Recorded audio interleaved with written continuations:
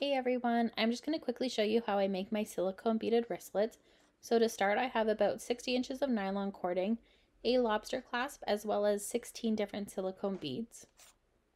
So to start, I'm going to take my lighter and just light the end of the nylon cording.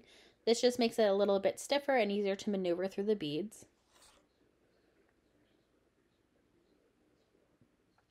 And then you're going to go ahead and add on your beads in whatever order or pattern you choose. And I will just speed up the video clip here while I finish adding these on.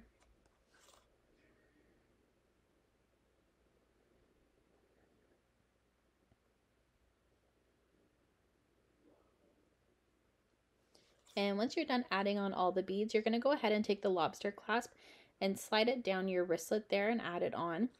And then you're going to go ahead and create a double knot to secure the wristlet.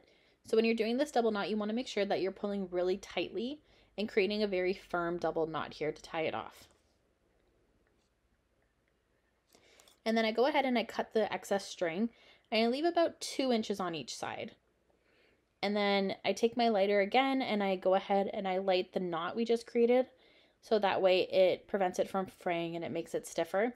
If you do happen to light the beads and get a little bit of black smoke smudge on there, that's totally fine. They're silicone, so you can just take a wet wipe and wipe them right off. And then I'm going to go ahead and light the strings. So each string is going to go through one bead on each side, so that way it pulls the knot through. So this one here, I'm using pliers. You can also use a crafting needle if you have like those really long quilt ones, but I'm just pushing it through and pulling it really tightly so the knot goes in the bead, not into the middle between the beads. So I put that one through the flower bead there, and now I'm just putting the second one through the pink bead that was right beside it. And just pulling it really tightly. And then I'm going to go ahead and trim those strings down.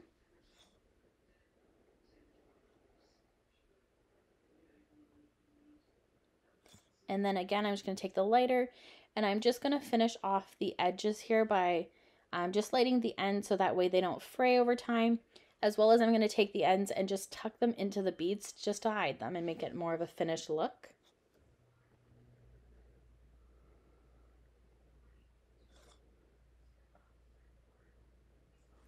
So again, I'm just lighting this little edge on fire here just to make it a little stiffer and prevent fraying, and just going to tuck it into the other bead, and you're all done.